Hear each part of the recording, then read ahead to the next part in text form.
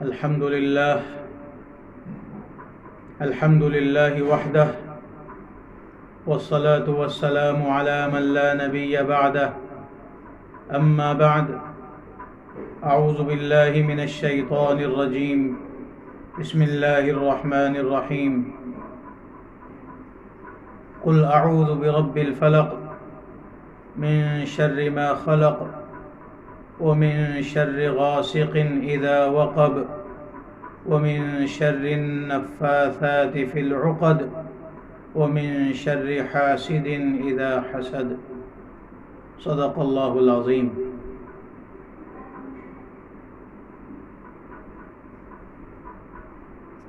سورہ فلق اور سورہ ناس کا شان نزول گزشتہ کل بیان کیا گیا تھا، اور یہ وعدہ کیا گیا تھا کہ ان آیات کی مزید تشریح آئندہ کل کی جائے گی۔ اس کے اعتبار سے مناسب معلوم ہوتا ہے کہ ان آیات کی کچھ وضاحت کر دی جائے۔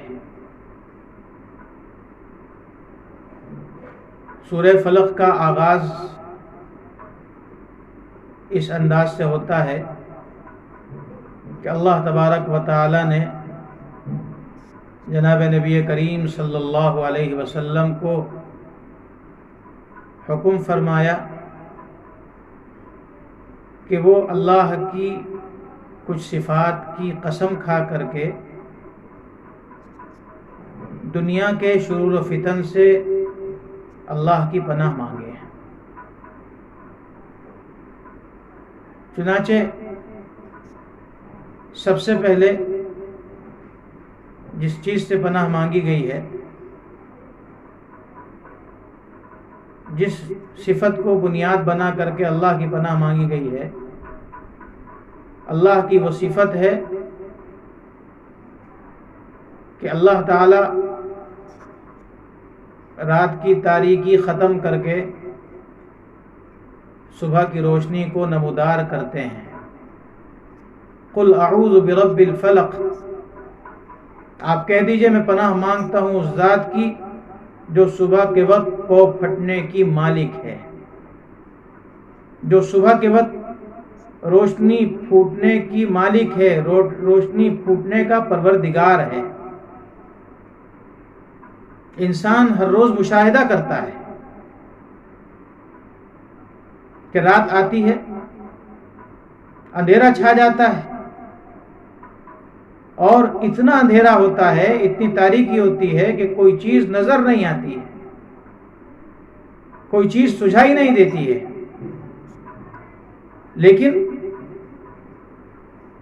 وقت مقررہ گزرنے کے بعد اللہ رب العزت روشنی کو نمودار فرماتے ہیں، اور پھر وہ تاریکی روشنی میں تبدیل ہو جاتی ہے۔ ہر روز انسان یہ مشاہدہ کرتا ہے۔ اس کائنات کے اندر اصل تاریکی ہے، روشنی عارضی ہے جو اللہ تعالیٰ سورج کے ذریعے سے پیدا فرماتے ہیں، اور پھر ایسی روشنی پیدا فرماتے ہیں، ایسی نورانیت پیدا فرماتے ہیں کہ باریک سے باریک چیز انسان اس سورج کی روشنی میں تلاش کر لیتا ہے۔ حالانکہ اللہ تعالیٰ اس پر بھی قادر تھے کہ ہمیشہ ہمیشہ کے لیے تاریکی کر دی جاتی، یا روزانہ تو نہیں، کئی کئی دن تک تاریکی دراز ہو جاتی۔ اللہ تعالیٰ نے فرمایا قل ارأیتم ان جعل اللہ علیکم اللیل سرمدا الی یوم القیامۃ من الہ غیر اللہ یأتیکم بضیاء، بتلاؤ تو اگر اللہ تم پر رات کو ہمیشہ کے لیے کر دے قیامت تک، تو کون ہے اللہ کے علاوہ جو تم پر روشنی لے آئے گا؟ کون ہے جو رات کی تاریکی کو ختم کر دے گا؟ ہمارے یہاں ہر روز تاریکی اور روشنی کا مشاہدہ ہوتا ہے، لیکن اسی دنیا کے اندر وہ ممالک موجود ہیں، وہ علاقے موجود ہیں جہاں 1-2 دن نہیں، ہفتہ مہینہ نہیں، 6 مہینے تک سورج نہیں نکلتا ہے، یا 6 مہینے تک سورج نہیں چھپتا ہے۔ جہاں 6 مہینے تک سورج نکلتا نہیں ہے وہاں ہمیشہ 6 مہینے تک تاریکی ہی تاریکی رہتی ہے، اندھیرا ہی اندھیرا رہتا ہے۔ وہاں جا کر کے احساس ہوتا ہے۔ قرآن کریم کی یہ آیت جو ہے قُلْ أَرَأَيْتُمْ إِنْ جَعَلَ اللَّهُ عَلَيْكُمُ اللَّيْلَ سَرْمَدًا إِلَى يَوْمِ الْقِيَامَةِ مَنْ إِلَٰهٌ غَيْرُ اللَّهِ يَأْتِيكُمْ بِضِيَاءٍ، اس آیت کا مشاہدہ اگر انسان کو کرنا ہے تو ان ممالک میں جائے، ناروے میں جائے یا اس کے علاقے، اس کے اطراف میں جائے، تب معلوم ہوتا ہے کہ کیسی نعمت ہے یہ روشنی۔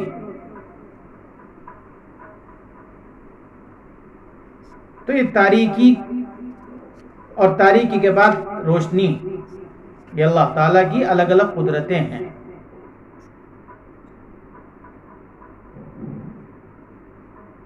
اور تاریکی صرف اندھیرے کو نہیں کہتے ہیں، بلکہ ہر برائی جو ہے وہ شریعت کی نظر میں تاریکی ہے۔ کفر جو ہے وہ تاریکی ہے، شرک تاریکی ہے، گناہ اور معصیت تاریکی ہے، اللہ تعالیٰ کے حکم کے خلاف ورزی تاریکی ہے۔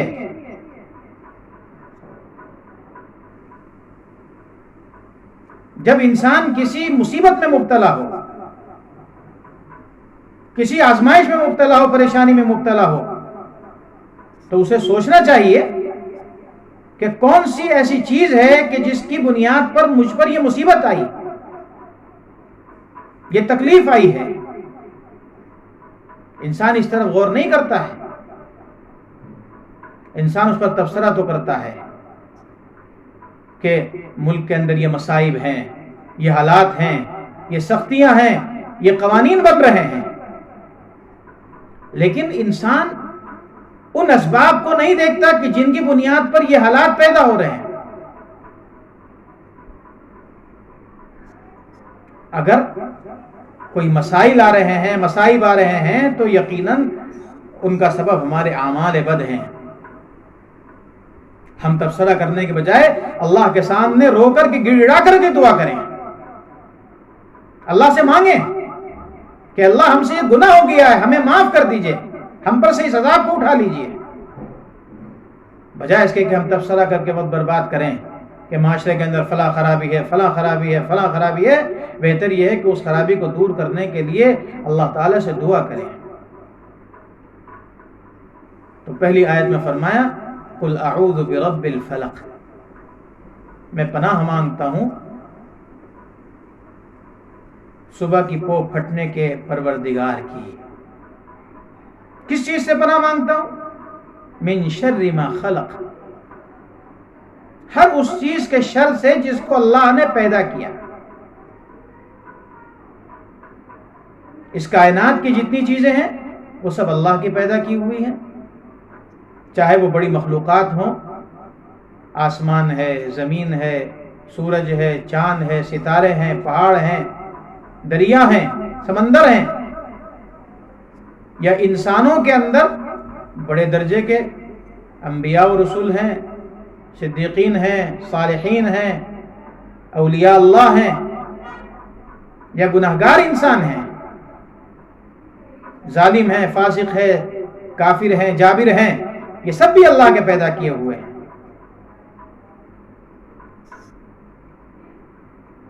اللہ کی بنائی ہوئی ہر چیز اچھی ہے، اس کے اندر کوئی برائی نہیں ہے۔ برائی آتی ہے انسان کی محنت اور جد و جہد سے۔ انسان اگر غلط محنت کرتا ہے، غلط روش اختیار کرتا ہے تو برائی آتی ہے۔ تو اس دوسری آیت میں فرمایا من شر ما خلق، میں ہر اس چیز کے شر سے پناہ مانگتا ہوں جس چیز کو اللہ نے پیدا کیا۔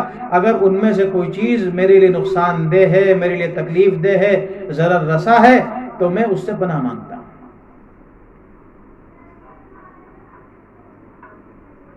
دنیا کے اندر کوئی انسان کتنا ہی بڑا کیوں نہ ہو، چاہے وہ حاکم وقت ہو، چاہے وہ رئیس اعظم ہو، مالدار ہو، سرمایہ دار ہو، کوئی آدمی یہ دعویٰ نہیں کر سکتا کہ میں دنیا کے اندر کبھی کسی مصیبت میں مبتلا نہیں ہوا۔ جن لوگوں کے پاس اسباب راحت موجود ہیں، آپ ان کی زندگی کا اگر جائزہ لیں گے، اندر جائیں گے تو معلوم ہوگا کہ اسباب راحت تو ہیں، راحت نہیں ہے، مصائب و آلام ان کے ساتھ بھی ہیں۔ اس لیے کہ اس دنیا کے اندر خیر محض نہیں ہے۔ خیر محض کے لیے اللہ تعالیٰ نے جو عالم بنایا ہے وہ عالم جنت ہے، جہاں کوئی شر نہیں ہے، کوئی برائی نہیں ہے، خیر ہی خیر ہے۔ اور دوسرا عالم ہے عالم شر، جہاں کوئی خیر نہیں ہے، وہ ہے عالم دوزخ۔ اور یہ عالم دنیا جو ہے یہ خیر اور شر دونوں کا مجموعہ ہے۔ کوئی آدمی یہ نہیں کہہ سکتا کہ میں دنیا کے اندر کسی مصیبت کے اندر مبتلا نہیں ہوا، کوئی آدمی یہ نہیں کہہ سکتا کہ مجھے دنیا کے اندر کوئی پریشانی لاحق نہیں ہوئی۔ پریشانی آتی ہے، لیکن اس آیت نے ہمیں یہ سبق دیا، جب کوئی پریشانی آئے، کوئی مصیبت آئے، تو انسان رجوع کرے اللہ کی طرف، اللہ سے مانگے کہ اللہ یہ پریشانی آئی ہے، مجھے اس سے اپنی پناہ میں رکھ لیجئے، مجھ کو پناہ عطا فرما دیجئے، مجھ کو اس مصیبت سے بچا دیجئے۔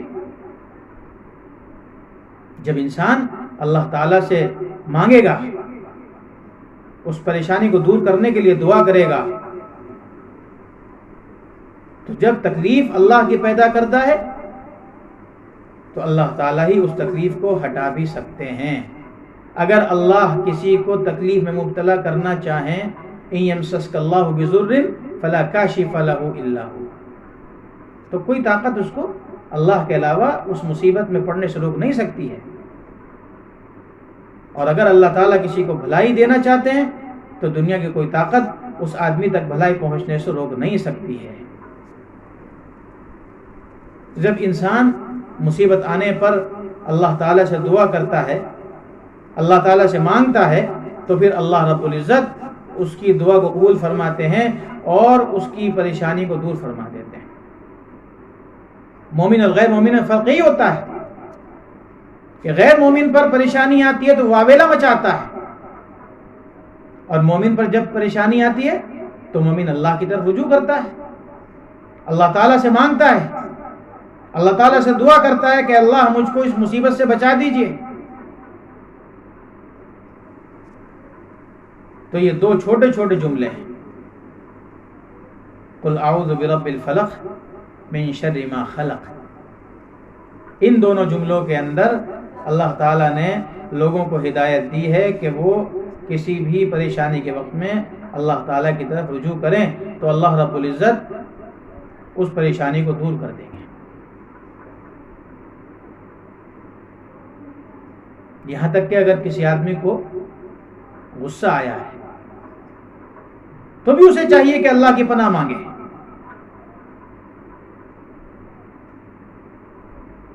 قرآن کریم میں ایک جگہ فرمایا وَإِمَّا يَنزَغَنَّكَ مِنَ الشَّيْطَانِ نَزْغٌ فَاسْتَعِذْ بِاللَّهِ، اور اگر آپ کو شیطان کچوکے لگائے تو پھر آپ کو چاہیے کہ آپ اللہ کی پناہ مانگیے۔